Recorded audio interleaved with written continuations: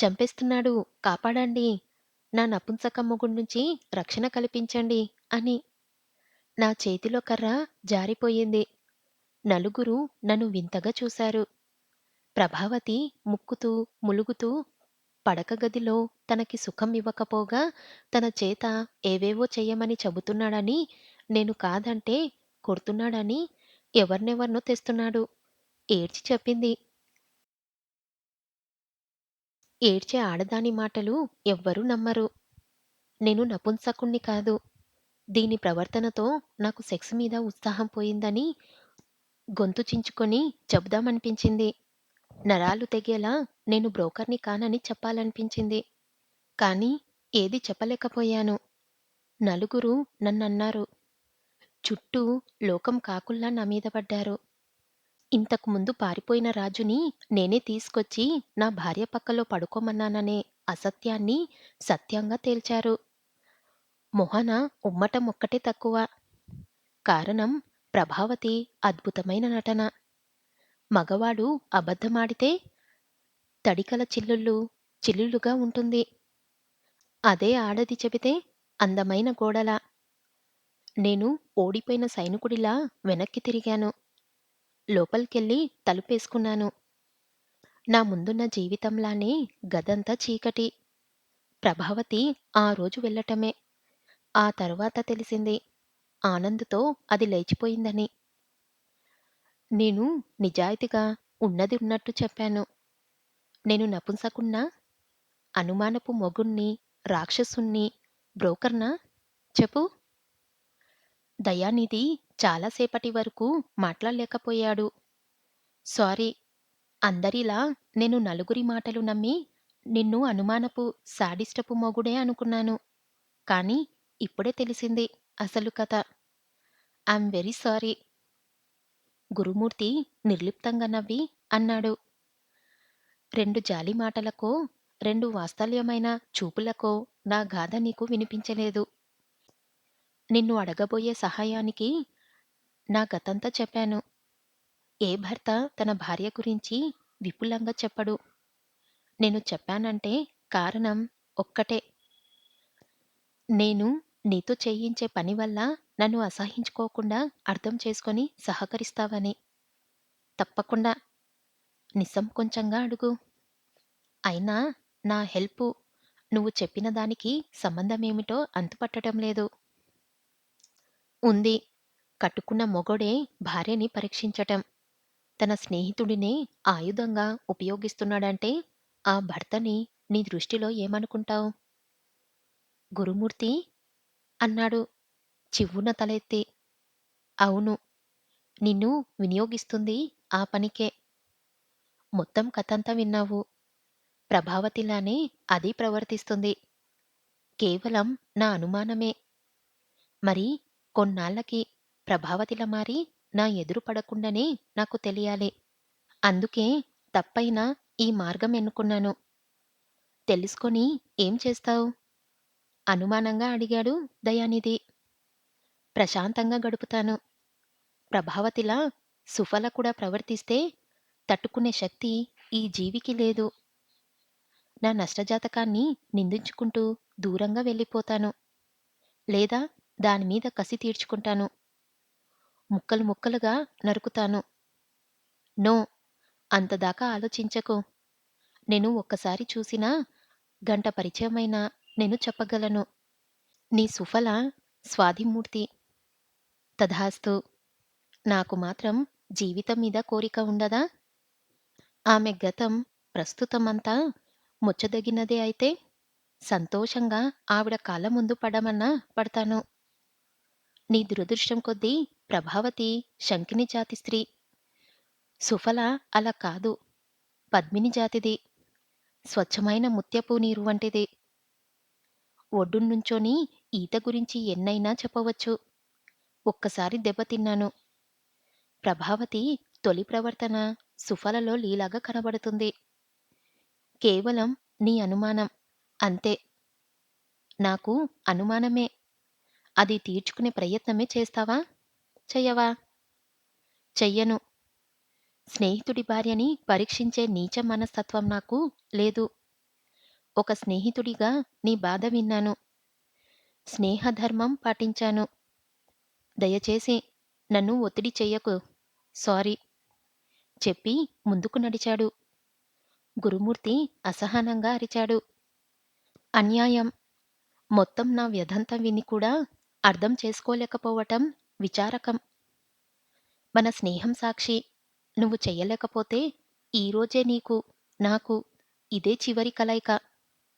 గురుమూర్తి సన్నిహిత్యం కావాలంటే వెనక్కి తిరుగు. దయానిధి నడిచేవాడల్లా ఆగాడు. తప్పదన్నట్లుగా అడుగు ముందుకేసి గురుమూర్తి వైపు తిరిగి ఆగాడు. నీ భార్యని పరీక్షిస్తాను. ఏం చెయ్యమంటావో చెప్పు. ఈ చిన్న హోటల్లో జనం అట్టే లేరు. ఉన్న నలుగురికి 4 టీ తెచ్చాడు నాయర్. ఆ నలుగురు విధిగా రోజు కలుసుకునే ప్లేస్ కూడా అదే. నాయర్ వెళ్ళగానే టీ తీసుకుంటూ అడిగాడు త్రిమూర్తి. అయితే గురుమూర్తి అనే గొర్రె దయానిధి అనే కసాయివాడిని నమ్మిందన్నమాట. మరే క్వెషన్ పేపర్ లీక్ అయ్యింది. 100కి 100 గ్యారంటీ చెప్పాడు గోపీచంద్. ప్రసాదం మాకు పెట్టాలి అన్నాడు కమలాకర్. ఛఛ అదే వద్దు. వాడికేదో అనుమానం పిశాచి పట్టి వీణ్ణి సహాయం అడిగితే మనకి చెప్పటమే తప్పు. దానికి తోడు వెలికి మాటలు. అసలు గురుమూర్తి అడిగిందేంటి? నువ్వు చేస్తుందేంటి? పాలుకి పిల్లని కాపలా పెట్టడమంటే ఇదే చెప్పాడు త్రిమూర్తి. దయానిధి త్రిమూర్తి వంక తీక్షణంగా చూశాడు. నువ్వు ఉరిమి చూసినా, ఊరక చూసినా నేను చెప్పేది ఒకటే. గురుమూర్తి గురించి మనకి కొద్దో గొప్పో తెలుసు.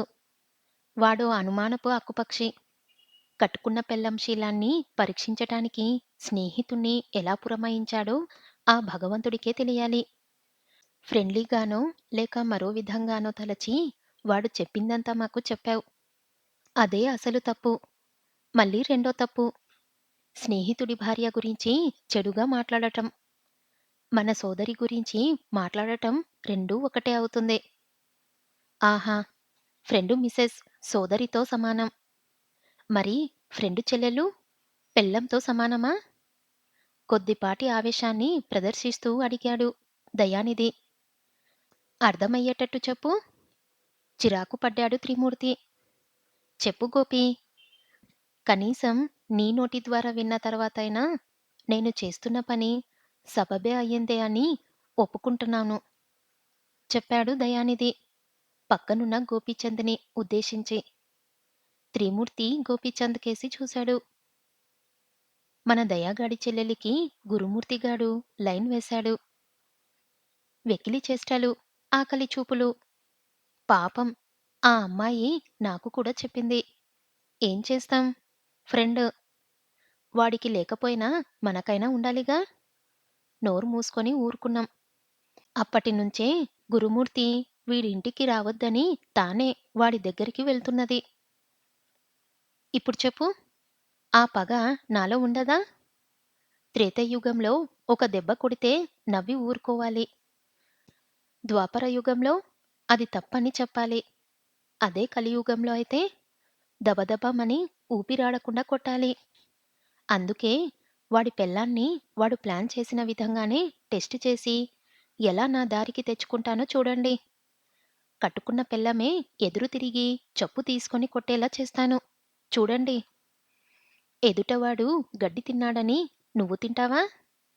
కోపంగా ప్రశ్నించాడు త్రిమూర్తి. నాకంటే ముందే గడ్డి తినటానికి వెళ్ళావుగా? మరి నీ స్నేహితుడినేగా నేను. తప్పు లేదు. తింటాను. దయా, ఏం మాట్లాడుతున్నావో అర్థమవుతుందా? అరిచాడు. నాకు బాగానే అర్థమవుతుంది. మొన్న వాళ్ళింటికి వెళ్ళావా? లేదా? నాకు నిజం చెప్పు. ఆమె నిన్ను కూర్చోమందా లేక నువ్వే కూర్చున్నావా? గురుమూర్తి చెప్పినప్పుడే అనుకున్నాను. ఆమె ఖచ్చితంగా నిన్ను కూర్చోమని చెప్పలేదని. త్రిమూర్తి తత్తరపడ్డాడు. ఏం కాదు. వాడికోసం వెళ్ళాను. ఎలాగో 5 నిమిషాల్లో వస్తాడు కదా అని ఆగాను. అప్పుడు గాని తన పొరపాటు అర్థం కాలేదు. అనాలోచితంగా తాను జరిగింది జరిగినట్టు చెబుతున్నానని తెలియగానే తల వంచుకున్నాడు. నిజం నిప్పు. ఎంత దాచినా దాగదు. ఆమె కూర్చోమంది అని అనకుండానే కూర్చున్నావు. ఎందుకు? గురుమూర్తి స్నేహం తీసే. హిపోక్రసీ మాటలు వద్దు. వాడు మనకి ఫ్రెండ్ కాదు. ఓంకార్‌కి మాత్రమే. కానీ మన నలుగురి స్నేహం ఇప్పటిది కాదు. హైస్కూల్ దగ్గర్నుంచి. మనలో మనకి మొహమాటం, దాచుకోవటం వేస్ట్. Come on tell me. గురువుగాడి భార్య మీద నీకు కన్ను ఉందా లేదా? అవును. చెప్పాలి. అరిచారు కమలాకర్ గోపీచంద్. త్రిమూర్తి తప్పు ఒప్పుకున్నట్లుగా తల ఊపి చెప్పాడు. నిజమే. ఆమె మహా ఇల్లాలు. నేను వెయిట్ చేస్తాననగానే అయిష్టంగా మొహం పెట్టింది. కానీ నేనే ఏదో రకంగా పరిచయం పెంచుకుందామని కూర్చున్నాను. ఎందుకో ఆమె నా కళ్ళ ముందు అనుక్షణం కదలాడుతుంది. నీ బుద్ధి పోనిచ్చుకున్నావు కాదు. వాణ్ణి చెప్పనియ్యరా? విసుక్కున్నాడు దయానిధి. ఎందుకో ఆమెనే చూస్తూ ఉండాలనిపించింది. అలా వెయిట్ చేయడం తప్పు కాకపోయినా ఒక రకంగా తప్పే. ఒప్పుకుంటున్నాను. ఆ చిన్నదానికే వాడు ఆమె మీద అనుమానపడతాడని ఊహించి ఉంటే వెంటనే వెళ్ళిపోయి ఉండేవాణ్ణి. అంటే సుఫల నీకు బాగా నచ్చిందన్నమాట. అన్నమాటేంటి? ఉన్నమాటే. వాడికే కాదు, నాకు కూడా. మీరేం అనుకోనంటే త్రిమూర్తిగాడిలా నా మనసులోని ఉద్దేశం కూడా చెబుతాను. కమలాకర్ ఉత్సాహంగా ముందుకు వంగి అన్నాడు. ముగ్గురు కమలాకర్ వంక ఆశ్చర్యంగా చూశారు. నాకు వీడిలా చూడాలనిపించటం నిజమే కాని మొహాన్ని కాదు. మరి? ముగ్గురు కొరస్గా అడిగారు. అత్యంత కోమలమై వెంట్రుకలు లేనిదై నునునునుపు గల ప్రదేశం. ఏది? ఆ భాగం. బ్రహ్మకైనను రిమ్మ తెగులు పుట్టించగల ఆ ప్రదేశాన్ని చూడాలనే ఆశ, అభిలాష. ముగ్గురి కళ్ళు వెడల్పయ్యాయి. ఒక్క నిమిషం పాటు ఎవ్వరూ మాట్లాడలేదు. కమలాకర్ అంత సూటిగా చెబుతాడని ఎవ్వరూ ఊహించలేదు. సో, మన అందరికీ ఆవిడ గారి మీద కన్ను పడిందన్నమాట. ముసుగులో గుద్దులాటెందుకు? అంతా ఒప్పుకోండి. గోపీచంద్ తేల్చి చెప్పాడు. ఒప్పుకున్న మాత్రాన తీరేది కాదుగా. నిరాశగా పెదవి విరిచాడు కమలాకర్. నీ బొంద. మన కోరిక ఏమీ కొట్లో బూంది కాదు. అప్పటికప్పుడు కొనుక్కొని కోరిక తీర్చుకోవటానికి. పరాయివారి సొత్తు. ఫ్రెండు భార్య. ఆశించటం ఆశాభంగానికే. గోపీచంద్ మాటలకి కస్సున లేచాడు కమలాకర్. మాటిమాటికి ఫ్రెండు ఫ్రెండు అనకు. నాకెందుకో వినబుద్ధి కావటం లేదు. వాడు మనకి ఫ్రెండేమిటి? వాడనుకుంటే అది మన తప్పు కాదు. వాడ్ని ఏనాడు మనవాడు అనుకోలేదు. ఓంకార్ గాడు వాడు ఒకటి.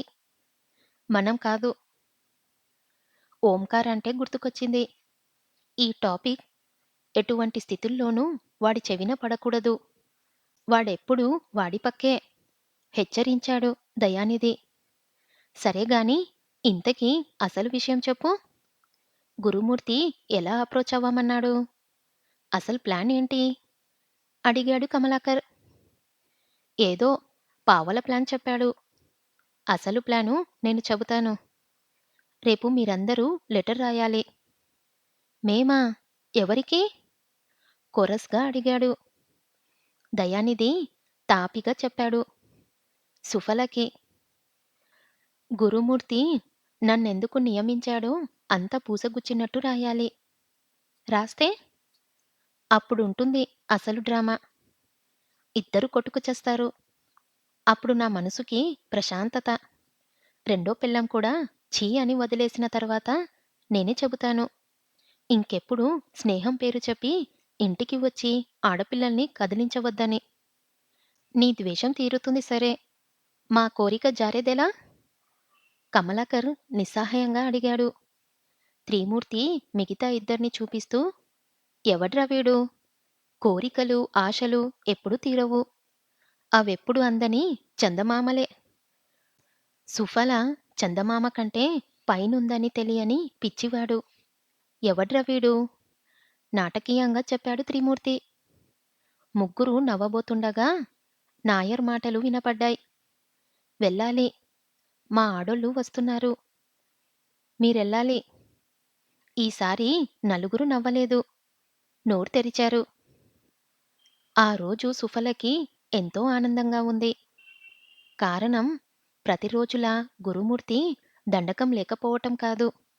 కాపురానికి వచ్చిన ఇన్ని రోజులకి సినిమాకి తీసుకువెళ్తున్నాడని. ఆ సంబరంలో మర్చిపోయింది. అప్పటి వరకు పడిన అవమానాలు, వ్యధలు అన్నీ తుడిచేసింది. స్త్రీ కదా! గురుమూర్తి లేని ఆప్యాయతని గొంతులోకి తెచ్చుకొని మాట్లాడుతున్నాడు. సుఫల కబుర్తు చెబుతూనే రెడీ అయ్యింది. ఇద్దరూ రిక్షాలో సినిమా హాల్లోకి కూర్చున్నారు. భారతదేశ ఆర్థిక విధానంలా గందరగోళంగా ఉంది థియేటర్ ఆవరణ. ఎటు చూసినా జనం. పనిలేని జనం. అదే పనిగా చేరిన జనం. భారతదేశంలో పనిలేక చెయ్యలేని బద్ధకస్తులన్నీ లెక్కబెట్టాలంటే ఉదయపు, మధ్యాహ్నపు సినిమా హాల్లోని జనాన్ని లెక్కిస్తే సరిపోతుందనుకుంటున్నాను. టికెట్స్ దొరుకుతాయంటావా? నిరాశగా పెదవి విరిచి అన్నాడు గురుమూర్తి. పోనీ ఇంకో సినిమాకి వెళ్దాం. దొరకని దానికోసం ఆశపడే సగటు మనిషి ఆలోచన లేని సుఫల అడిగింది. గురుమూర్తి కంగారు పడ్డాడు. ఇంకా నయం. నిరాశపడటం, వెనక్కి తిరగటం చెయ్యాలనుకున్నది. చెయ్యలేకపోవటం గురుమూర్తికి తెలియని పదాలు. నువ్విక్కడే ఉండు. నేను సంపాదిస్తాను. చెప్పి జనంలో కలిశాడు. కేవలం సినిమా టికెట్స్‌కి అంత పెద్ద డైలాగ్ ఎందుకు చెప్పాడో అర్థం కాక, ఆలోచించటం ఇష్టం లేక ఓ పక్కగా నిలబడింది. అయితే గురుమూర్తి వెళ్ళింది టికెట్స్ కోసం కాదు. టికెట్స్ అతని జేబులో ఎప్పుడో వచ్చేశాయి. అతనెళ్ళింది దయానిధి కోసం. ముందుగా చేసుకున్న ఒప్పందం ప్రకారం అనుకున్న ప్లాన్‌లో దయానిధి రిసీవ్ చేసుకోవటం కోసం. క్యాంటీన్ దగ్గర సిగరెట్ కాలుస్తూ అటూ ఇటూ తిరిగే ఆడవారి గుండెలకేసి చూస్తున్న దయానిధిని చూడగానే గురుమూర్తి చెయ్యి ఊపి పలకరించాడు. నీకోసమే వెయిటింగ్. ఆలస్యమైందే? అడిగాడు దయానిధి.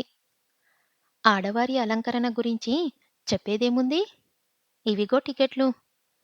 చెప్పిన ప్లాన్ గుర్తుందిగా? దయానిధి తల ఊపాడు. మరీ ఓవర్‌గా చెయ్యొద్దు. జస్ట్ ఊరికే చెప్పి 3 టికెట్స్ ఇచ్చాడు. అది వేరే చెప్పాలా? ఆమె నాకు సోదరితో సమానం. దాని గురించి వరీ అవ్వొద్దు. ఆ నమ్మకం నాలో ఉండబట్టే నీకు అప్పగించింది. నమ్మకం కట్టుకున్న పెళ్ళాం మీద లేనిది నా మీద ఉంటుంది. పైకి అనలేదు దయానిధి. మనసులో అనుకున్నాడు.